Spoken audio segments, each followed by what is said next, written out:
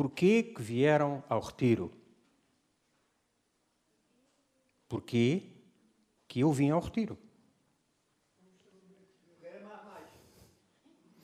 É um irmão que diz que quer mais paz.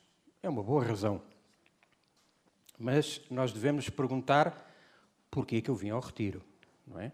Alguns eu creio que sabem claramente porquê que vieram ao retiro. Uns vieram porque não tiveram outra chance.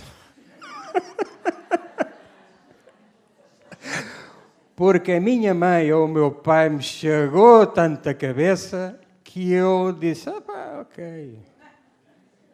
Como dizem os ingleses, whatever, vamos lá a isso. Não é? Vamos embora. Eu chamo-os arrastados. Enfim, eles têm mérito porque, assim, pelo menos tiveram uma nesguinha de amor pela mãe, enfim, por quem os convidou para virem. Embora não convencidos, foram vencidos. Certo? Pronto. Portanto, bem-vindos aos arrastados. Têm à vossa frente o que foi uma vez um arrastado, tal como vocês, igualzinho. Aliás, se calhar pior.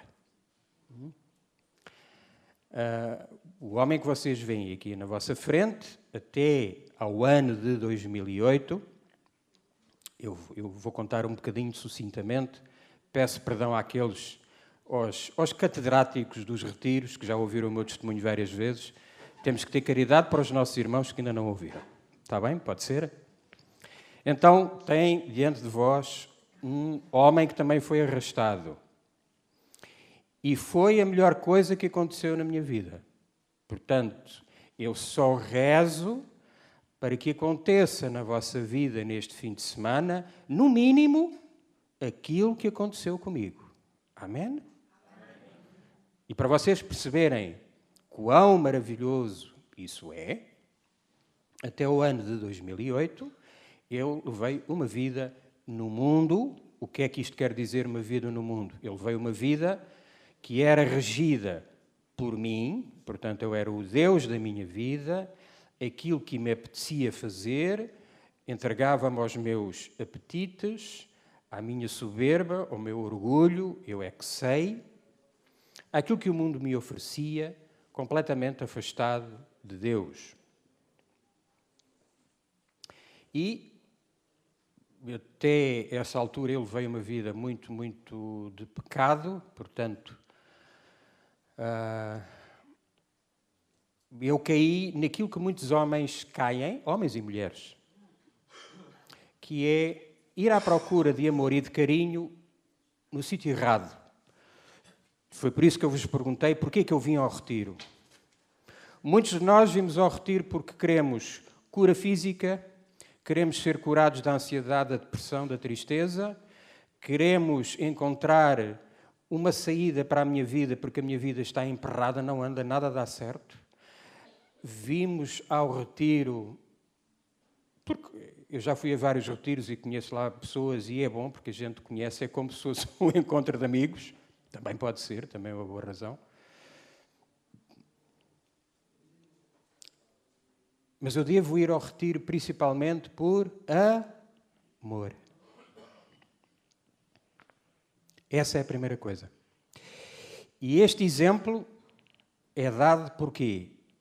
Porque muitas vezes nós vivemos a nossa vida, agora falo não para os que estão cá pela primeira vez, e eu acredito que alguns que estão cá pela primeira vez, se calhar não vão à missa, não se confessam há muitos anos, estão completamente afastados da igreja, dos sacramentos, destas coisas. Falo agora para os outros que já iniciaram a sua conversão, que já vieram vários retiros, que já mudaram várias coisas na sua vida, que retiraram, afastaram, digamos, aqueles pecados mais grossos, mais complicados da sua vida. Mas eu posso vir ao retiro e eu posso fazer isso tudo por duas razões, ou por medo ou por amor. Eu posso obedecer ao meu pai por medo ou por temor, por respeito por ele, porque eu sei que ele quer o meu bem. Se eu fizer as coisas só por medo, bom, é melhor que nada. Mas a nossa vida cristã, católica, o fito, a meta da nossa vida, deve ser, em primeiro lugar, amar a Deus. E enquanto eu não descobrir Isto, enquanto eu não descobrir que, contrariamente ao que a ciência diz, que isto foi um Big Bang e que é uma obra do acaso,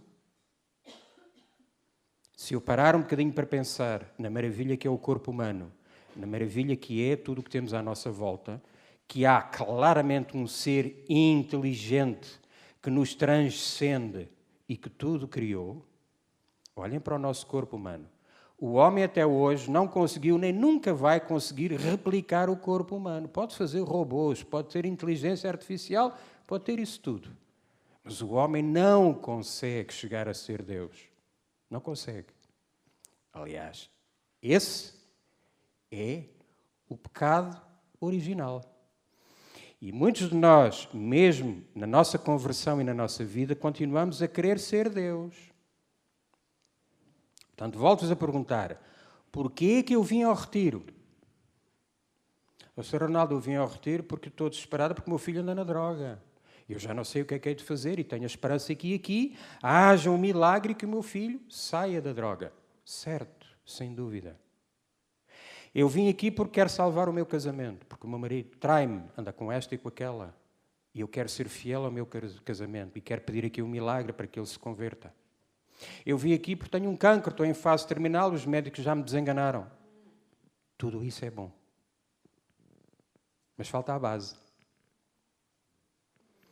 Uma das definições de Deus é... Deus é amor. Como diz São João, amor. É o amor. E enquanto eu não descobrir Deus, eu não sei o que é o amor. O Sr. Ronaldo, não me diga isso. Que eu, quando casei com o meu marido, eu estava loucamente apaixonada por ele. Ele é o homem da minha vida. Não me venha dizer que eu não sei o que é o amor. Se ainda não descobriste, se não deste a oportunidade de sentir, de conhecer quanto Deus te ama, e depois, cheia ou cheio desse amor, tu começares a amar a Deus sobre todas as coisas e sobre todos, ainda não descobriste o verdadeiro amor. Podes ter descoberto uma paixão, um elevo, um vislumbre do que é o amor. Mas enquanto não procurares o amor dos amores, dificilmente te deixarás amar e dificilmente saberás amar. Volto a perguntar, porquê que eu vim ao retiro? Então eu devo vir ao retiro, em primeiro lugar, por amor. Conforme eu devo ir à missa por amor, conforme eu me devo confessar e fazer uma boa confissão por amor, conforme eu devo rezar o terço por amor. Enquanto não houver amor na base, nada funciona. Aliás, se um casamento não for fundado no verdadeiro amor, não funciona. Porque é que a taxa de divórcio, hoje em dia, por exemplo, em Portugal, no mínimo será de 70%, ou às vezes, há alguns anos, até mais. Porque muitos de nós caímos no erro de, não conhecendo o amor de Deus e não baseando a nossa vida e as nossas relações no amor de Deus, partimos, por exemplo, para um casamento, para uma relação, dizendo: aquele homem, aquela mulher vai-me fazer feliz. Quem partir, e agora falo para os mais novos, e para aqueles, inclusive, que já estão casados, porque ainda estão a tempo de corrigir. Amém? Quem começar um casamento, quem começar um namoro, quem quiser manter um casamento e não perceber verdadeiramente o que é o amor, e, portanto, partir com um amor egoísta, portanto, volto a dizer, eu apaixonei-me pelaquela mulher, pelaquele homem, porque é bonito, há uma química entre nós, parece que nos conhecemos há muitos anos, a conversa flui, sinto-me tão bem, é atencioso, é atenciosa, é amorosa, faz-me sentir bem. Se eu partir baseado só nisso, isso é bom, não é mau. Mas se eu partir só baseado nisso, mais tarde ou mais cedo, eu vou descobrir que aquela pessoa não é perfeita.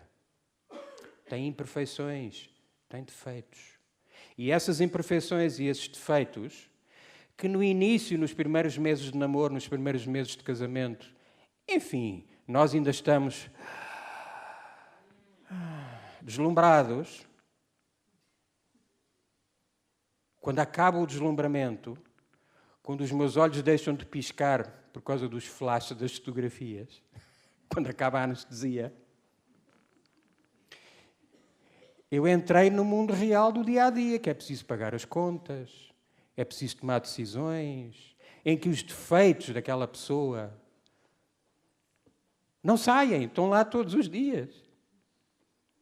E começam-me a incomodar fortemente. Então aí eu devo perceber que amor é eu esquecer-me de mim e procurar o bem do outro. Foi isto que Nosso Senhor Jesus Cristo fez. Nosso Senhor Jesus Cristo tinha algum pecado? Não. Fez mal a alguém? Não. Disse alguma mentira?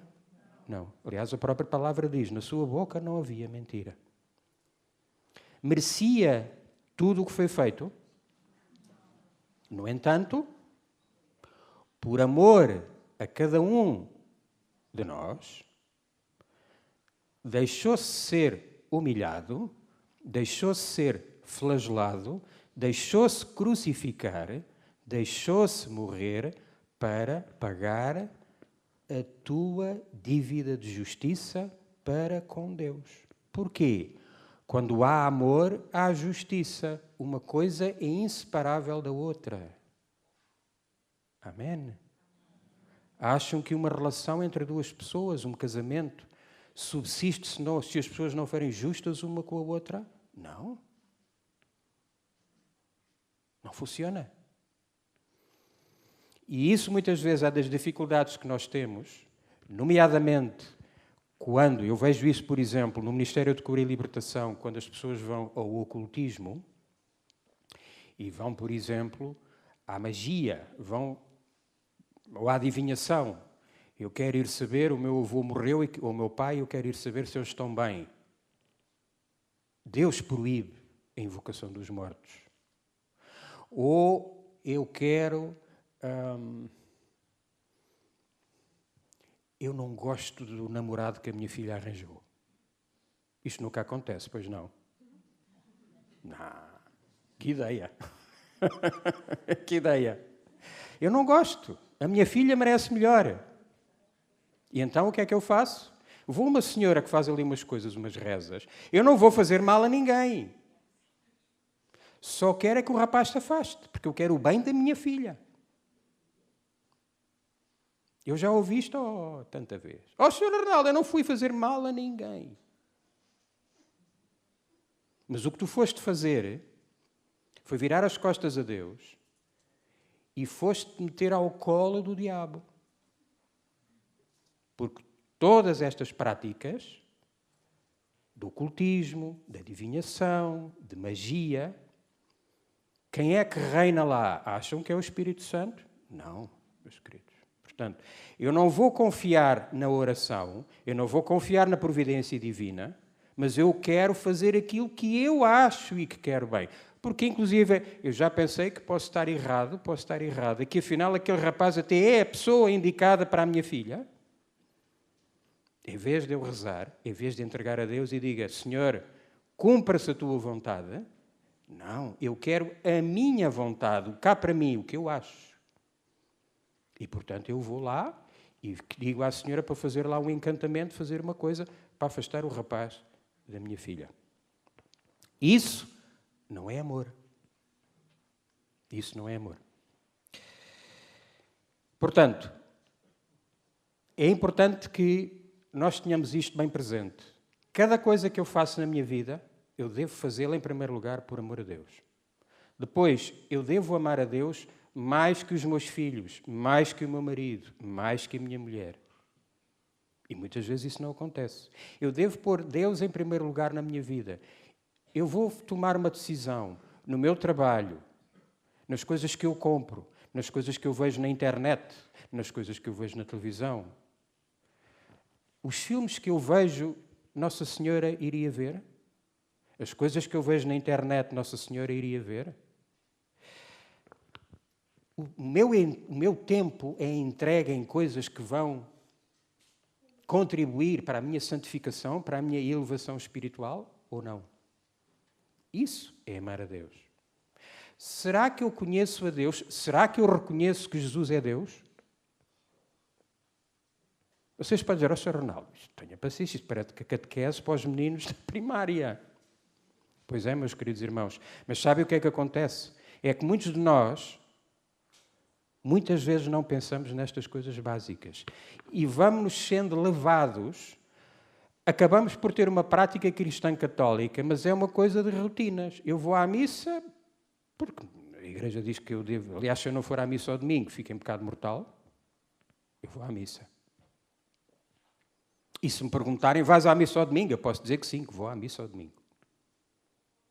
Mas eu vou à missa porque amo a Deus, porque Jesus está lá, porque na consagração Ele se faz presente, porque vou recebê-lo na comunhão. Por amor, meus queridos irmãos. Por amor. Depois, por amor aos irmãos. E o amor aos irmãos é querer o bem dos outros.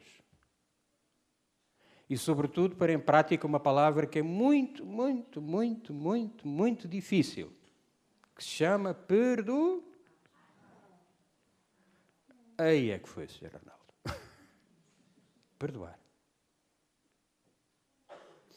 O 5º mandamento diz-nos, não matarás. Certo? E o que é mais importante? É matar o corpo ou é matar a alma? Então, se eu não perdoar alguém, o que é que eu faço? Mato essa pessoa no meu coração. E é pecado, se vocês lerem o Catecismo Romano, de São Pio X, está lá, explicitamente dito, quem não perdoa incorre contra o 5º mandamento. É pecado grave.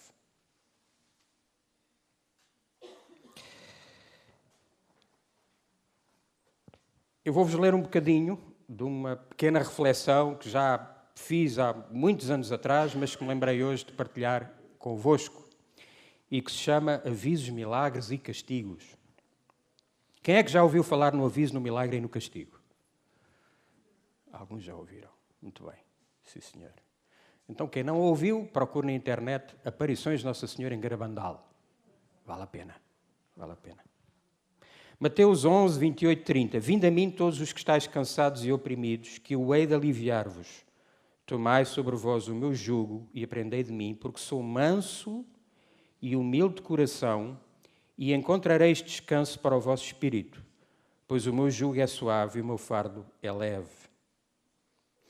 E aqui eu trago ao vosso coração uma coisa.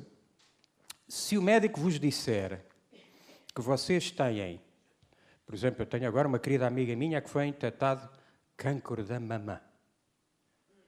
E ela teve que ser operada, teve que fazer o esvaziamento, inclusive, acho que lhe retiraram 1 ou 2 seios. Obviamente que essa minha amiga fez tudo o que os médicos lhe disseram, certo? Se eu tivesse um problema de saúde desses, o que é que eu faria? Eu faria tudo o que os médicos me disseram, porque eu quero viver. Amém? E pela minha alma. E pela minha alma. Será que eu faço tudo? Será que eu me preocupo? Não é? Eu hoje vejo, muitos de nós preocupamos. Quer dizer, eu vejo... às vezes há pessoas que têm uma pequenina dor e correm para o médico. Porque, Jesus, pode ser uma coisa complicada. Sinto aqui um nódulozinho, sinto aqui uma dor. Então, e a alma? Meus queridos irmãos, o nosso corpo não vale nada. Quando morrermos vai ser comido pelos bichinhos. O que fica é a alma. Dieta, ginásio, beleza, sacrificas-te pelo teu corpo, fazes coisas que te custam e pela tua alma. Estudo, trabalho, carreira, pelos bens materiais e pela tua alma. Eu já fui assim, meus queridos irmãos. A minha querida esposa dizia-me ao domingo, anda à missa comigo. Eu dizia, não, tenho muito que fazer. E era tão triste tinha um vazio no meu coração. E agora eu digo-te a ti, meu querido irmão, e quando eu digo meu querido irmão, as irmãs estão incluídas. Eu quero desmistificar já uma coisa que hoje o politicamente correto hoje diz, nós temos que dizer irmãos e irmãs. É mentira. Na língua portuguesa, quando eu digo irmãos, todos estão incluídos. Está bem?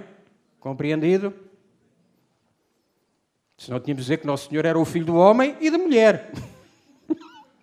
Nunca mais para, não é? Todos nós nascemos para viver.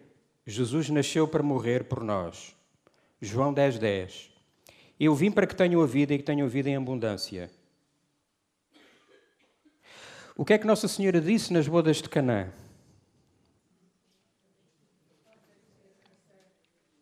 Fazer tudo o que Ele vos disser. E eu já faço tudo aquilo que Jesus me diz? Não? Oh, francamente, eu não estava à espera disso, principalmente de alguns de vós, que eu já conheço há tantos anos.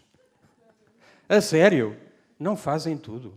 Então vocês já vão à missa, ouvem os senhores padres a pregar, já se confessaram, leem a Bíblia, rezam, já se consagraram a Nossa Senhora, vão aos retiros e mesmo assim não fazem tudo aquilo que Nosso Senhor vos diz? Estamos a caminho. Estão a caminho, mas já lá deviam estar. É difícil, não é? Deixem estar que eu também não. É uma luta diária. Mas para que a gente vença essa luta, precisamos da graça de Deus. E para termos a graça de Deus, para que o Espírito Santo possa trabalhar em nós, precisamos conhecer a Deus. Não podemos olhar para a nossa fé cristã católica como uma caixa de primeiros socorros, como eu digo várias vezes. Eu reconheço que Deus existe. Eu reconheço que Deus é bom. Mas está lá guardado a um cantinho. Não o visito. Não trato dele. Não lhe toco. Só quando me corto ou que me dói é que eu vou lá buscar ajuda. Foi por isso que eu perguntei: porquê que eu vim ao retiro? É por isso, meus queridos irmãos, que Deus, na sua infinita bondade, permite que muitos de nós tenhamos verdadeiros calvários na nossa vida para nos trazer ao sítio certo. Por exemplo, aconteceu na minha vida. Eu e a minha mulher, nós não temos filhos. Deus ainda não nos concedeu essa graça. E ao fim de 2 anos, a minha esposa, falando com um amigo nosso da fé, disse-lhe isso. E ele disse: olha, mas vem um padre a Fátima, que tem um dom de interpretação por cura muito forte, vai haver um retiro de casais e vocês podiam ir lá. E a minha mulher, veja, por uma mulher que quer ser mãe e vê um testemunho destes, e inclusive ele tinha dito que esse nosso amigo tinha uma pessoa amiga que foi a um retiro, que queria ser mãe, foi curada e que já tinha um bebê. Portanto, vejam, para uma mulher que ser mãe, viu ali a luz ao fundo do túnel. É aqui, eu tenho aqui a solução. Só que havia um problema. Era um retiro de casais. E, portanto, os bebés fazem-se com um homem e uma mulher. Segundo Deus disse, certo? Não se fazem de outra maneira, como hoje querem fazer. 2 senhoras que fazem inseminações, essas coisas. Lá está. É os homens, e neste caso as mulheres, a quererem ser Deus. E então a minha querida esposa disse assim: bom, e agora como é que eu vou convencer o meu querido maridinho a ir 5 dias para Fátima para um retiro de casais?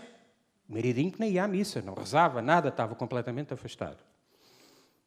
Mas aí entra uma das grandes faculdades que as senhoras têm e que os homens nem sonham, que é a estratégia. É ou não é? Eu estou a dizer isto. Foi por isso que Nosso Senhor nos juntou. Nós, homens, somos mais crianças, mais básicos, mais... Eu vou para ali, é ali que eu quero e vou. A mulher não. A mulher, antes de ir, vê a estratégia toda. Mas quem é que foi? É por isso que, às vezes, falando com a minha mulher, ela começa a contar uma coisa e diz assim: poupa-me os pormenores. Vai direito ao assunto, o que é que aconteceu? E, obviamente, que ela diz: mas tu não entendes, os pormenores é a parte principal. É ou não é? Ora bem, ela, com a sua sabedoria de mulher, chegou ao pé de mim e disse-me assim: olha, sabes que eu nunca te pedi nada. E eu queria te pedir 5, que é para preparar o terreno. eu quero te pedir 5 dias da tua vida. E o bom do Arnaldo, quando ouviu 5 dias da vida, diz assim, ok, mas férias. Para onde é que será que ela quer ir? Pois sabe, é que eu estive a falar com um amigo nosso, da fé, e ele disse que há um retiro de casais em Fátima. E o Arnaldo, quando ouviu a palavra retiro, casais, eu ainda sabia o que era. Retiro, Fátima, ouvia-se um alarme. São 5 dias.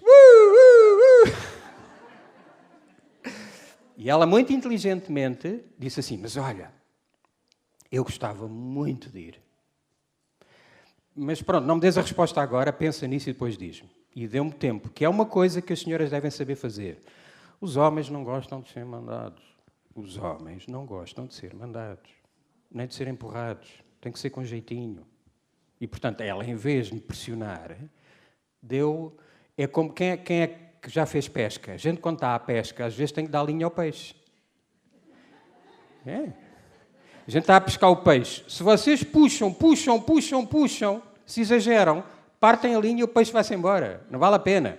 Vocês cansam-no um bocadinho e depois, quando a linha já está muito esticadinha, dão um bocadinho, soltam o carreto e deixam e o peixe vai dar uma volta e pensa, já estou safo. Quando ele pensar que está safo, anda cá que és meu. E puxam outra vez. A técnica é essa, minhas queridas. E se fizerem isso, vão ver maravilhas. Então, ela deu-me linha, deixou-me durante uns dias dar a volta. Obviamente, eu até, se calhar, penso que na altura até pensei, ela se calhar até já se esqueceu, porque o mais falou nisso. E depois, passado uns dias, veio dizer, olha, Arnaldo, a gente tem que se inscrever, porque está a chegar ao prazo, e eu queria saber o que é que tu disseste. E eu disse, pá, ok, marca lá isso, porque obviamente eu gosto dela e, portanto, eu não a queria ferir o seu coração, mas se vocês me perguntarem se eu queria ir, nunca na vida. Portanto, eu vou apanhar uma seca, vou apanhar um frete, tenho tanta coisa para fazer, tinha tanta coisa melhor para fazer, e vou para Fátima aturar um padre e uma coisa que eu nem percebo bem o quê. Quando eu entrei naquele auditório, vi uma cena mais ou menos parecida com o que nós estávamos a fazer aqui há bocado. Aleluia, aleluia, aleluia, o Senhor é meu pastor, glória a Deus.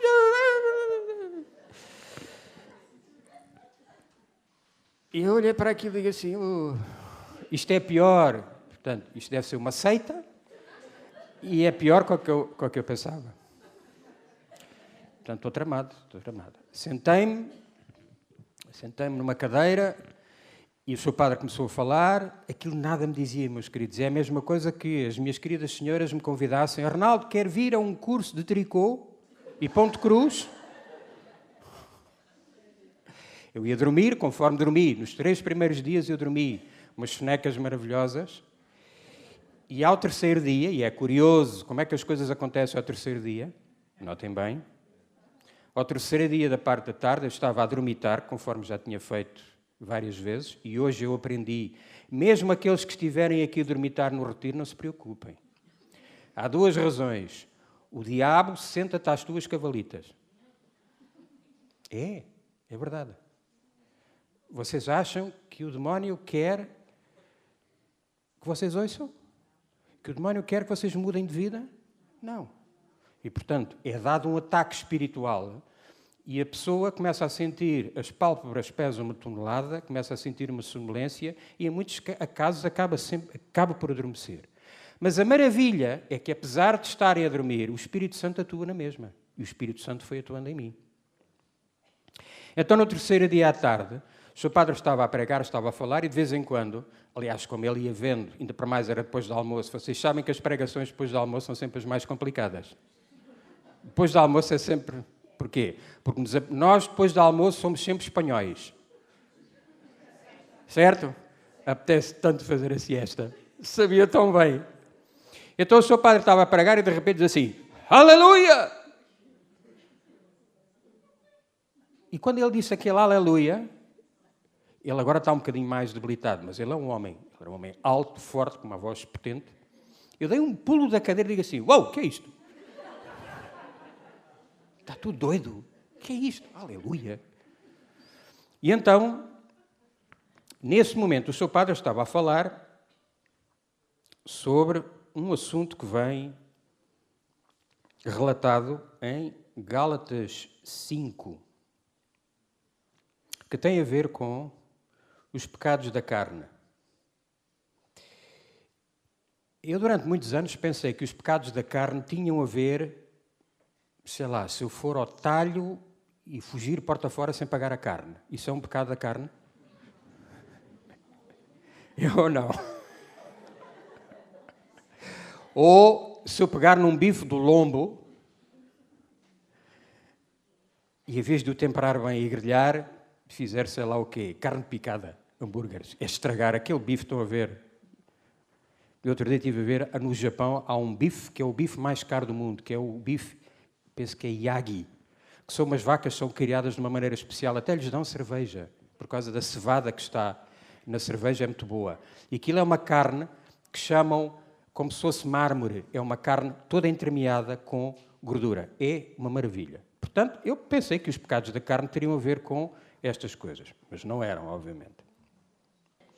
Então, Gálatas 5,19 é uma passagem muito conhecida. E então o Sr. Padre estava a ler esta leitura que diz assim: mas as obras da carne estão à vista, são estas: fornicação, impureza, devassidão, idolatria, feitiçaria, inimizades, contenda, ciúme, fúrias, ambições, discórdias, partidarismos, invejas, bebedeiras, orgias e coisas semelhantes a estas. Sobre ela vos previno, como já preveni. Os que praticarem tais coisas não herdarão o reino de Deus. Hã? Eu nunca tinha ouvido alguém falar assim. E notem que a primeira coisa que é mencionada nesta leitura é a fornicação. E se de fornicação eu sabia. E essa é que é a questão. Porque se até ali tudo aquilo que o Sr. Padre tinha dito, para mim, era como se falassem de tricô e ponto de cruz e fazer bordados, aquela palavra tocou o meu coração. E a palavra do Nosso Senhor diz-nos, Jesus diz-nos na sua palavra, a minha palavra é como espada de dois gumes que corta os corações. Quando a palavra é proclamada, e é por isso que é importante que seja proclamada a palavra que está na Bíblia, o Espírito Santo atua. O mundo foi criado pela palavra. Deus diz, fiat, faça-se. E assim foi feito. Naquele momento, o meu coração foi cortado ao meio. Naquele momento, a verdade que foi proclamada, a palavra de Deus, cortou o meu coração ao meio. E eu, em vez de ver o Arnaldo porreirinho que eu pensava que era, fazia umas coisinhas, mas nada de mal. Hein? Eu ouvi, fornicação, não herdarão o reino de Deus. E o seu padre disse, e vocês todos, homens, que andam nessa vida, se não se arrependerem, se não se confessarem, se não mudarem de vida, vão para o inferno. Hoje, se morrerem, se o Senhor vos chamar. E eu, quando ouvi aquilo, digo assim, mas então eu vim para Fátima para ouvir isto. Depois vem o inimigo com o orgulho, a vaidade, a soberba. Eu sou um homem feito, já tinha tido empresas, tinha tido uma relação anterior, que tenho um filho, tenho 2 netos, portanto, já tinha andado, já vivi em vários sítios do mundo. É um padre que me vai dizer como é que eu tenho que viver a minha vida? Pois vem a soberba, vem o inimigo. Mas no fundo, meus queridos irmãos, eu sabia muito bem, no fundo do meu coração, que a vida que eu levava não era reta, de tal forma que eu não andava a pregar aos 7 ventos, dizer, olha, eu hoje fui para Lisboa e fui dormir com uma prostituta. Ou hoje eu estive a ver pornografia. Eu sabia. E aquele foi o momento decisivo na minha vida. E eu dou graças a Deus, ao meu querido irmão que falou à minha mulher, e à minha querida mulher por me ter convencido a ir ao retiro. Foi a melhor coisa que aconteceu na minha vida. A melhor coisa. Eu tenho uma dívida de gratidão pela paciência que Jesus teve comigo. Vejam, depois dos disparates todos, enviou-me a Claudina para me resgatar, para ser instrumento para me amar e para ser instrumento dele na minha vida. e para me tirar do buraco negro em que eu me encontrava. Eu ganhava muito dinheiro, tinha uma vida. Quem olhasse para mim dizia, vida top. Era um triste. Era um triste. Soberbo.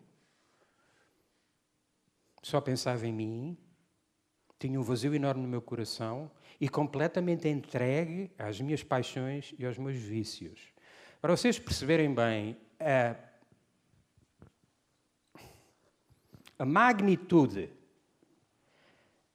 do milagre que Deus fez na minha vida, entendam isto. A vida que eu levava era esta. Todos os dias, eu peço-vos desculpa se vos choco, mas eu digo-vos isto para vocês perceberem até onde vai o amor de Deus e até onde é que a graça de Deus pode fazer. Não há casos perdidos, meus queridos irmãos. Nenhum de vocês está perdido, nem nenhum daqueles que vocês conhecem e que vieram aqui rezar está perdido.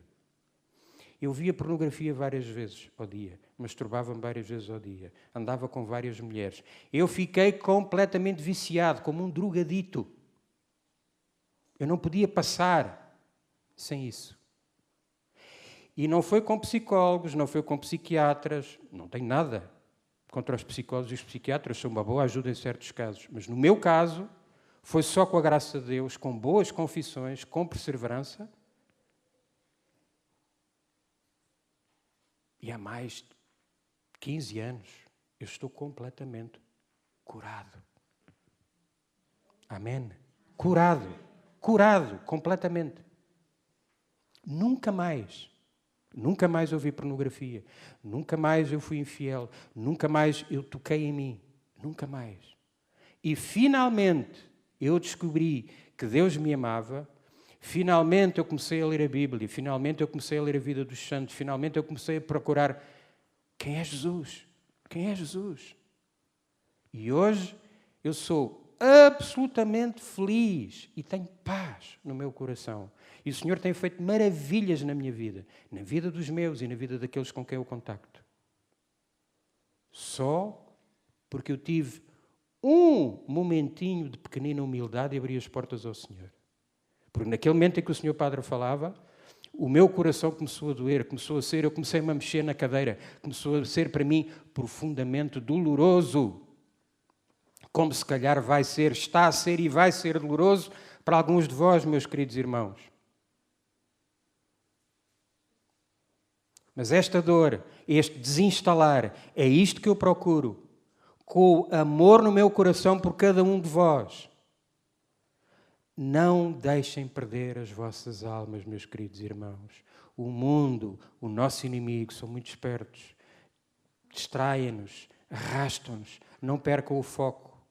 Em cada dia o meu foco deve estar no dia da minha morte, o meu julgamento particular e depois o céu. Quem é que quer ir para o céu?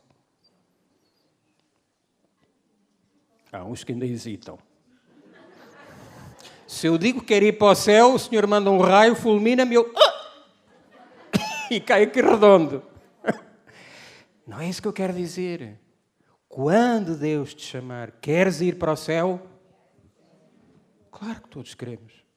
Claro que todos queremos. Então, mas para ir para o céu é preciso trabalhar para isso. Leio-vos de Mateus 11, 20 a 24. Jesus começou então a censurar as cidades onde tinha realizado a maior parte dos seus milagres, por não se terem convertido. A censura que Jesus fez a estas cidades foi por não se terem convertido. Ai de ti, Corazim, ai de ti, Betsaida, porque se os milagres realizados entre vós tivessem sido feitos em Tiro e em Sidon, de há muito se teriam convertido, vestindo-se de saco e com cinza. Aliás, digo-vos eu, no dia do juízo, há aqui alguém que tenha dúvidas que um dia vai ser sujeito a um juízo, a um julgamento? Todos sabem? Ninguém tem dúvidas?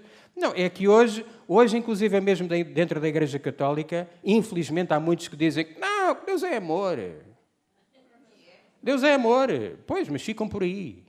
Deus é amor, é assim um velhinho de barbas brancas, com um aspecto assim docinho, e a gente quando chega lá à porta do céu, ele olha lá para o livro, tu fizeste aqui umas maroteiras, foste malandro.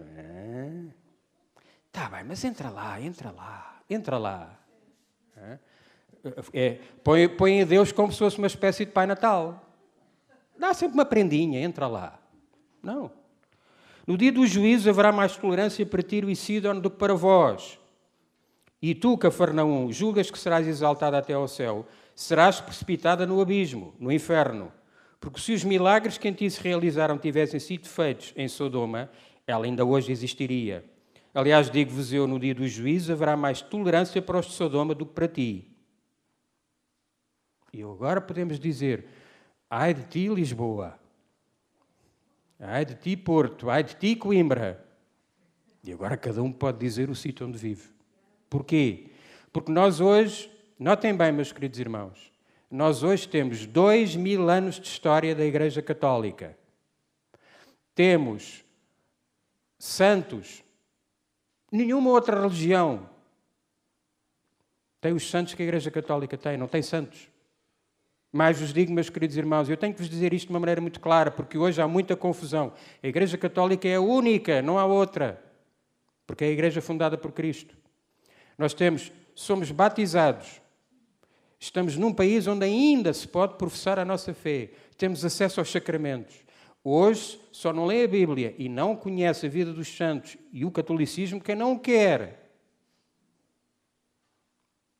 Porque hoje, através da internet, está lá tudo. Se quiserem ler a Suma Teológica, está lá. É só fazer download. Amém. Não durmam. Acordem. Como dizem as irmãs, acorda, meu irmão. Acorda.